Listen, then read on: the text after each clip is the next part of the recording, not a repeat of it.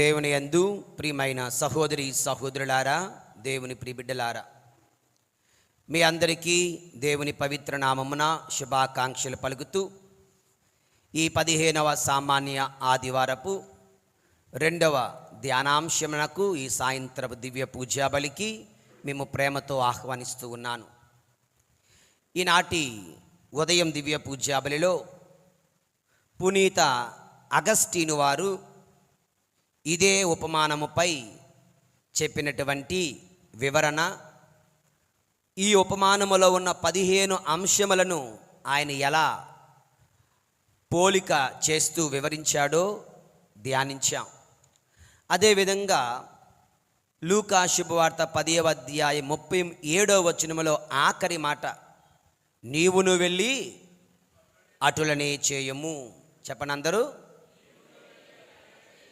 అన్న మాటను ధ్యానిస్తూ మంచి సమరీనులో ఉన్నటువంటి 5 గుణగణాలను, the 5 wonderful characteristics of the good Samaritan అంశాలను ఉదయం ధ్యానించడం జరిగింది. దేవుని యందు ప్రియులారా, మరి యొక్క దివ్య పూజాబలిలో ఈనాటి ధ్యానాంశములో యాజకుడు లేవీయుడు, ముందు వీరిద్దరూ వెళ్ళారు. ఒక దొంగలు ఒక బాటసారిని కట్టి దోచుకొని పడవేసి కొన ఊపిరితో పడవేసి వెళ్ళిన తర్వాత మొట్టమొదటి వచ్చినవాడు యాజకుడు, తర్వాత వెళ్ళినవాడు లేవీయుడు.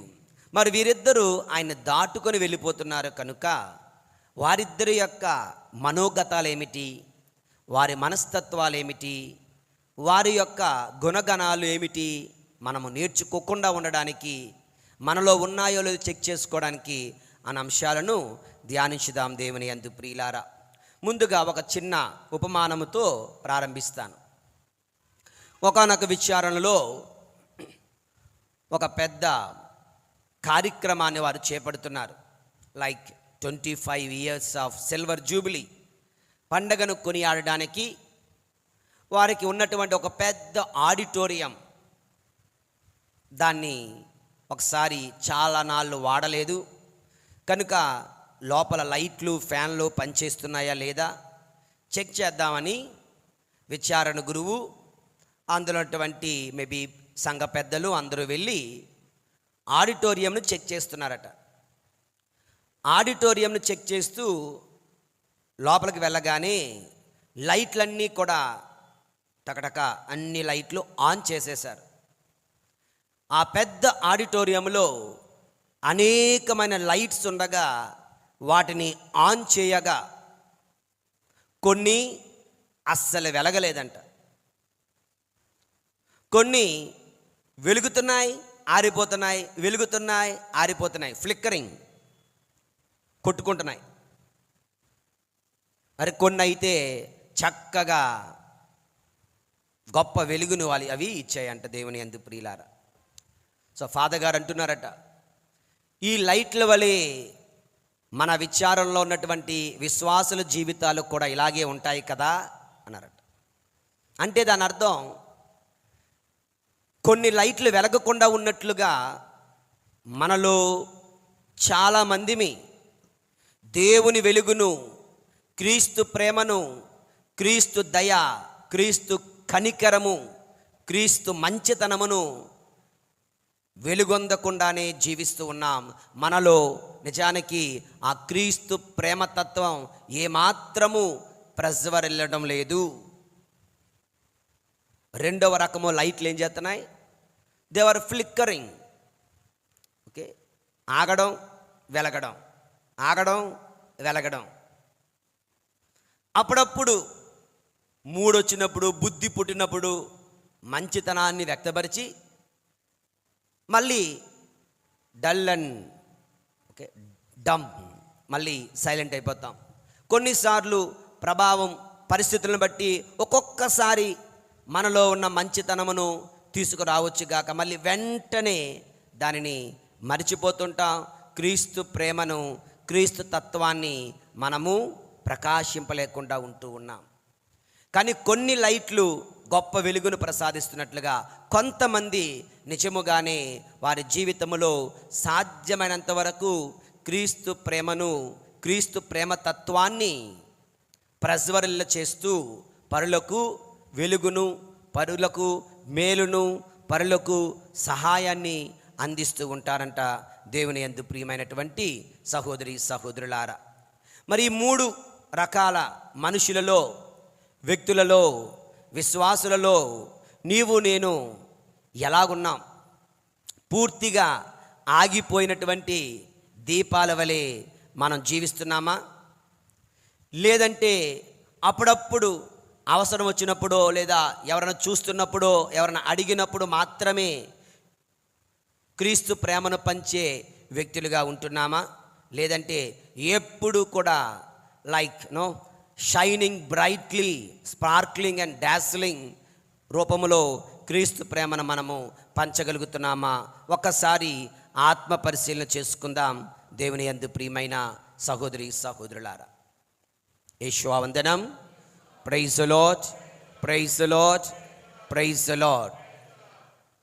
ఓకే, సో ఈ మాటలతో మన యొక్క ధ్యానాంశంలోనికి ప్రవేశించుదాం.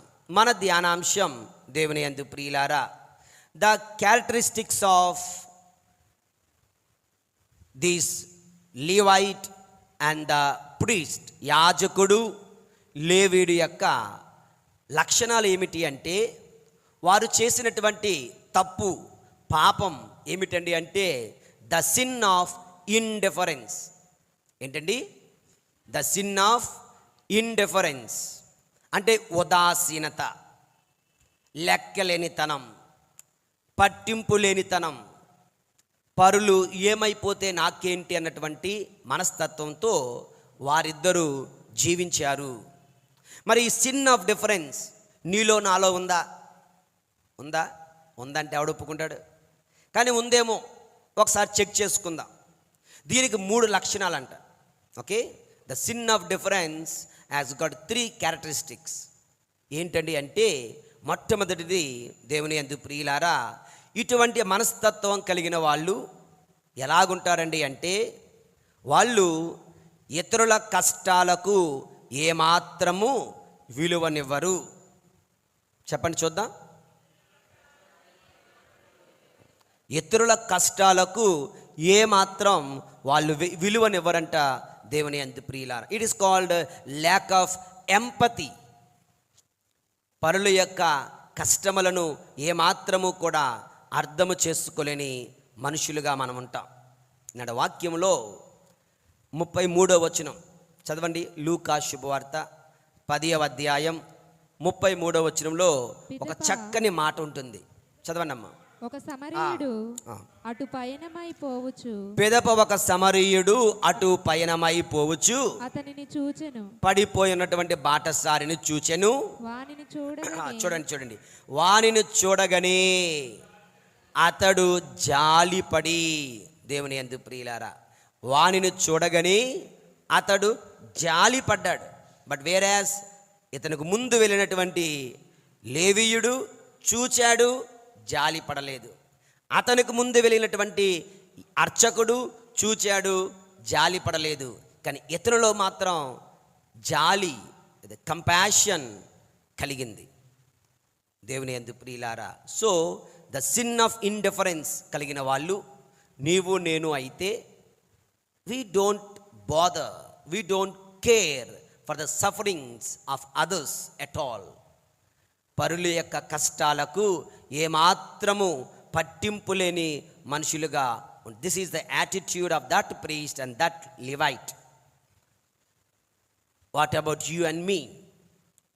నీవు పరుల యొక్క కష్టముల పట్ల ఏదైనా జాలి కలిగి ఉంటున్నావా? ఎక్కడెక్కడికో వెళ్ళిపోవచ్చు. మన విచారంలోనే బహుశా ఎవరెవరికో బాగుండదు. మనం ప్రాజెక్ట్ ప్రేయర్ వారియర్స్ అని ఒక ప్రార్థన విన్నపాన్ని పెడతాను. పెట్టినప్పుడు కనీసం అది చదువుతున్నారా? ఎవరో కష్టంలో ఉన్నారు అనే ఉద్దేశంతో చదువుతున్నారా? చదివిన వారు వాళ్ళ గురించి మీరు తల క్రిందకి కాళ్ళు పైకి తపస్సు చేయమంటున్నానా? బహుశా 3 మంగళవారం జపాలు చెప్పండి. ఎక్కడున్నారో అక్కడ నిలుచొని చిన్న ప్రార్థన చెప్పండి. దేవా వారిపై దయ చూపని చిన్న ప్రార్థన చెప్పండి అంటున్నాను. అన్లెస్ యూ హ్యావ్ ఈ కరుణ, ఈ జాలి తత్వం నీలో ఉంటేనే పరుల వారి కోసం మనము ప్రార్థించగలం. The best character, a feature to prove that you have love for your neighbor is that you are able to pray for your neighbor. నీ పొరుగు వారి మీద నీకు ప్రేమ ఉందో లేదో తెలియాలి అంటే నీవు వారి కోసం ప్రార్థిస్తున్నావా లేదా చెక్ చేసుకో. లేదండి నేను ఎప్పుడు నా పొరుగు వారి కోసం ప్రార్థించలేకపోతున్నాను అంటే it means that we don't have love for our neighbours. మన పొరుగు వారి పట్ల మనకు ప్రేమ లేదు అని దాని అర్థం. దేవుని యందు ప్రియమైన సహోదరి సహోదరులారా, ఇతరుల కష్టాలకు విలువనిద్దాం. ద సిన్ ఆఫ్ ఇండిఫరెన్స్, ఉదాసీనతన పాపాన్ని జయిద్దాం. This is a sin against love. ప్రేమకు వ్యతిరేక్తమైన పాపం, ద్వేషం కాదు. ప్రేమకు వ్యతిరేక్తమైన పాపం జస్ట్ కేర్లెస్నెస్, జస్ట్ పట్టింపు లేనితనం, జస్ట్ నాకెందుకులే, జస్ట్ ఎవడో వాడి కర్మ వాడే పోతాడు అన్నటువంటి తత్వమే దేవుని యందు ప్రియమైన సహోదరి సహోదరులారా. ఓకే, చెక్ చేసుకోండి. నీకు నాకు మన జీవితంలో పొరుగు వారి కష్టాలకు విలువనిస్తున్నామా? వారి పట్ల జాలి, దయ, కరుణ చూపగలుగుతున్నామా? ఓకేనా? యేషువా వందనం. Praise the lord, praise the lord, praise the lord. ఇక రెండవ లక్షణం, ఈ యొక్క ఉదాసీనతను పాపమును కలిగిన వాళ్ళలో ఉండే మరొక లక్షణం ఏంటంటే బంధాలకు బంధుత్వాలకు ఏమాత్రం విలువన. ఫస్ట్ ఏంటి? ఇతరుల కష్టాలకు విలువనివ్వరు. రెండోది ఏంటి? బంధాలకు బంధుత్వాలకు విలువనివ్వరు. బంధాలకు బంధుత్వాలకు విలువనివ్వరు. We don't want any relationships. As long as we are rich, we don't need anyone. This is the mentality. గుర్తుంచుకోండి. As long as we are rich, we don't want anyone. Psychological fact, సత్యం ఏమిటో తెలుసా? Psychology చెప్తుంది, ఆర్థికంగా బలహీనంగా ఉన్నవారు, ఆర్థికంగా బలపడిన వారి స్నేహం కోసం, బంధుత్వం కోసం తాపత్రయం పొందుతుంటారు. కానీ ఆర్థికంగా బలపడిన వాళ్ళు ఆర్థికంగా బలహీనపడిన వారిని దూరం దూరం పెడుతూ ఉంటారు. గుర్తుంచుకోండి, మనతో గొప్ప స్నేహం చేసిన వ్యక్తులు టక్కని వాడికి గవర్నమెంట్ జాబ్ వచ్చిందనుకో స్లోగా మనల్ని కట్ చేసేస్తూ ఉంటారు. మనతో ఎంతో బంధం, ఏమంటారు, ఒకే కంచం, ఒకే మంచం, ఒకే ప్రేమ, దోస్త్ మేరా దోస్త్ అన్నవాళ్ళు ఒకేసారి ధనవంతుడు అయిపోయాడు, బిజినెస్లో మంచి, స్లోగా మనల్ని కట్ చేసేస్తూ ఉంటారు. ఆర్థికంగా బలపడిన వారు ఆర్థికంగా బలహీనపడిన వారిని దూరం దూరం పెడుతుంటారు. వీడితో క్లోజ్గా ఉంటే అప్పడుతాడేమో, వీడితో ప్రేమగా ఉంటే డబ్బులు అడుగుతాడేమో అన్న ఉద్దేశంతో దూరం పెడుతుంటాం. కుటుంబాలలో we can see that these traits. కుటుంబాలలో ఈ లక్షణాలు మనం చూడొచ్చు. దేవుని యందు ప్రియులారా, కట్ చేసేస్తూ ఉంటారు ఫ్యామిలీస్ని. నాకొద్దు, అక్కడికి వెళ్ళడానికి వీల్లేదు, వాళ్ళతో మాట్లాడడానికి వీల్లేదు, వాళ్ళని పిలవడానికి వీల్లేదు, నువ్వు పిలవకూడదు, నువ్వు వెళ్ళకూడదు. ఇలాంటి తత్వాలు ఉన్నట్లయితే we're suffering from the sin of indifference. We're not far from this Levite and this priest. ఆ యాజకుడు వలె, ఆ లేవీయుడు వలె నీవు నేను మనం జీవిస్తున్నామేమో. దేవుని యందు ప్రియులారా, జస్ట్ చెక్ యువర్ సెల్ఫ్ అంతే. ప్రియమైన సహోదరి సహోదరుల మంచి ఎగ్జాంపుల్ చూడండి. ద రిచ్ ఫూల్ మూర్ఖుడైన ధనవంతుడు, కాస్ట్లీ మూర్ఖుడు, రిచ్ ఫూల్. వాడికి పంటలు బాగా పండాయి. పంటలు బాగా పండినప్పుడు ఇంకా 10 మందితో స్నేహం చేసి 10 మందికి ఉపయోగపడగలడు. కానీ ఏమంటున్నాడంటే అన్ని పాత గిడ్డంగులను పడగొట్టి కొత్త గిడ్డంగులను కట్టుకున్నాడు. అప్పుడే కాదు, ఎన్ని దాచాడుగా. ఈ యొక్క ధాన్యమును గిడ్డంగులలో బాగా దాచాడు, కుక్కాడు, తాళాలు వేసుకున్నాడు. హాయిగా కూర్చొని తనలో తాను పక్కన ఎవడో లేడు మాట్లాడడానికి. నో బంధువులు, no relations because he was rich. దేవుని యందు ఓ నా ఆత్మమా, ఓ నా ప్రాణమా, తినుము త్రాగుము సుఖింపుము, ఎందుకంటే ఎన్నో సంవత్సరాలకు సరిపడినంత నీ దగ్గర ఉందయ్యా, ఇంక నీకెందుకు బాధ. You don't care anyone, no friendships, no relationships. బంధాలకు బంధుత్వాలకు విలువనివ్వకయ్యా. ప్రియమైన సహోదరుడా సహోదరి, are we suffering from this kind of attitude? Check చేసుకుందాం. యేషువా వందనం, యేషువా స్తోత్రం. Praise the lord, praise the lord, praise the lord. ఇక మూడవది దేవుని యందు ప్రియులారా, 1 కష్టాలకు విలువనెవరు, పరుల కష్టాలకు. 2 పరులతో పరిచయాలకు స్నేహాలకు బంధుత్వాలకు విలువనెవరు. 3 దేవుని యందు ప్రియులారా, వారు స్వార్థముతో జీవిస్తారు. టూ మచ్ ఆఫ్ సెల్ఫిష్నెస్, స్వార్థముతో జీవిస్తారు. Whatever is mine and I will keep it alone. 3 mentalities చెప్పాం కదా పూజ ప్రారంభంలో. దొంగల యొక్క దోపిడీకాండ్రు యొక్క మనస్తత్వం. Whatever is mine and whatever is yours is also mine, I will take it. నాది నాకే, నీది నాకే, లాగేసుకుంటాను, పీకేసుకుంటాను, దొంగలిస్తాను. 2వ మనస్తత్వం, whatever is mine, I will keep it. నాది నాకే, నేను ఎవ్వరితో పంచుకోను. 3వ రకం మనస్తత్వం, whatever is mine is also yours, I will share it, నీతో పంచుకుంటాను. సో స్వార్థముతో జీవించే మనస్తత్వం. ఎవరు ఎలా పోయినా వాళ్ళ జీవితాలు, వాళ్ళ అవసరాలు, వాళ్ళ కష్టాలే వాళ్ళకు ముఖ్యం. కనుక ఇటువంటి స్వార్థముతో మనము జీవిస్తూ ఉన్నామా దేవుని యందు ప్రియులారా? ధనవంతుడు లాజరు ఉపమానములో గుమ్మమ దగ్గర ఒక పేదవాడున్నాడు. ఆకలితో అలమటిస్తున్నాడు. కుక్కలు అతని దగ్గర ఉంటూ అతని పుండ్లను, లేదంటే కారుతున్న రక్తమును, నీటిని, చీముని నాకుతూ ఉన్నాయి. అంత దీనవసరం ఉన్నటువంటి వ్యక్తి ఏమంటున్నాడంటే, చూస్తున్నాడు, బల్ల నిండి క్రింద ఏమైనా రొట్టె ముక్కలు పడితే తిందామా అని. రొట్టె ముక్కలు కూడా అతనికి కరువైపోయింది. అంటే ఈ యొక్క ధనవంతుడు ఎంత స్వార్థంతో జీవించాడంటే అతనికి పొరుగువాడు కనిపించలేదు. ఆకలితో ఉన్నవాడు కనిపించలేదు. రోజు విందులతో, వినోదములతో, పట్టు వస్త్రములతో ఆయన జీవితాన్ని గడుపుతూ ఉన్నాడు. దేవుని యందు what we have is to share with others. దేవుడు మనలను ధనవంతులను చేస్తుంది, లేని వారితో పంచుకోమని.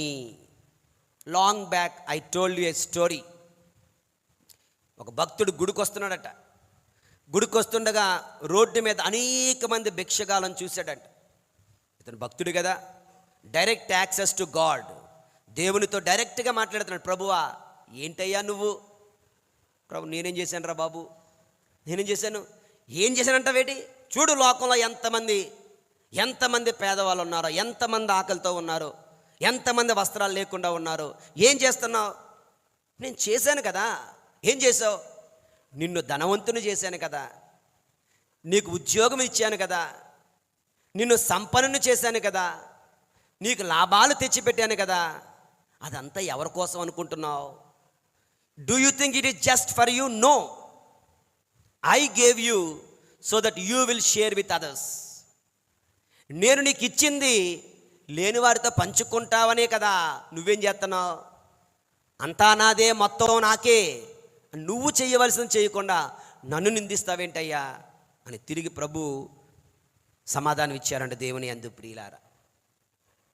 కనుక స్వార్థముతో జీవిస్తున్నామేమో, ఆత్మ పరిశీలన చేసుకుందాం దేవుని యందు ప్రియులారా. యేషువందనం, యేషువ స్తోత్రం. Praise the lord, praise the lord, praise the Lord. Okay, మీరు ఎప్పుడన్నా కాయగూరలు కొనడానికి వెళ్ళారా? వెళ్తారు కదా. కాయగూరలు కొన్నప్పుడు ఒక వంకాయ కొన్నావు, ఎంత దాని వచ్చేస్తావా? లేదంటే లాస్ట్లో కొసర అడుగుతారా కొసర?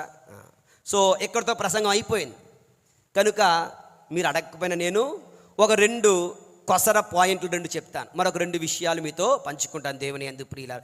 ఈ మంచి సమరీయుడి ఉపమానంలో ఉన్న విప్లవాత్మకమైన భావాలు, అంటే రాడికల్ లెసన్స్, విప్లవాత్మక భావాలు కొన్ని ఉన్నాయంట. అందులో ఒకటి, దానికన్నా ముందుగా వచ్చిన ఉపమానం, ఒక పిల్లవాడు క్యాటగిజం క్లాస్కి వెళ్ళాడు, అయిపోయిన తర్వాత ఇంటికి వచ్చాడు. వాళ్ళ అమ్మ అడుగుతుంది, ఈరోజు క్లాసులో ఏం చెప్పారా అంటే మంచి సమరీయుడి ఉపమానం చెప్పారు. వావ్, మంచి కథ, మంచి స్టోరీ, వెరీ గుడ్. ఏం నేర్చుకున్నావు? మంచి సమరీయుడి ఉపమానంలో నువ్వేం నేర్చుకున్నావు అంటే వాడు అంటున్నాడు, నేను కానీ కష్టంలో ఉంటే అందరూ తప్పనిసరిగా వచ్చి నాకు సహాయం చేయాలి అని నేర్చుకున్నాడంట. ఓకే, నేను కనుక కష్టంలో ఉంటే అందరూ వచ్చి నాకు తప్పకుండా సహాయం చేయాలి. అదా మంచి సమరీయుని యొక్క ఉపమానం యొక్క భావం, అర్థం. చూడండి ఒకసారి ఇక్కడ వాక్యంలో ప్రభు ఒక మాట అంటున్నారు, నాకు చాలా నచ్చింది. It was catching my attention. Just see లూకా శుభవార్త 10వ అధ్యాయం 26వ వచనం, ఈరోజు సువిశేషంలో చదవండి ఎవరైనా. అందుకు యేసు, ధర్మశాస్త్రమున ఏమని రాయబడి ఉన్నది, and that is what catchy, అది నీకెట్లు అర్థమగుచున్నది అని తిరిగి ప్రశ్న వేశాను. చూడండి అందరూ నా తర్వాత చెప్పండి. అందుకు యేసు, ధర్మశాస్త్రమున ఏమి రాయబడి ఉన్నది. Okay, what is written in the law. Okay, ఒకటి రాయబడి ఉంది. Another most important thing, how are you understanding that, అది నీకెట్లు అర్థమగుచున్నది. ఈ పిల్లవాడికి ఎలాగ అర్థమైంది? మంచి సమరుడు ఉపమానం.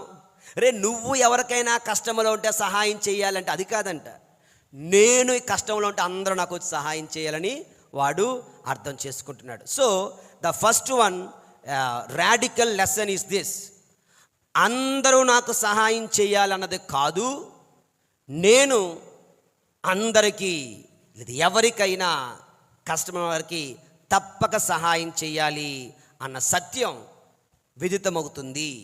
I must be a good Samaritan, not others must be good Samaritans to me. ఇతరులు నాకు మంచి సమరీయుడు కావాలని కాదు, నేను మంచి సమరీయుడు అవ్వాలి. ఇది అంటారు కదా ఆగస్టు 15న, దేశం నాకు ఇచ్చిందని ఏం కాదు, నేను దేశానికి ఏమి ఇచ్చాను అని.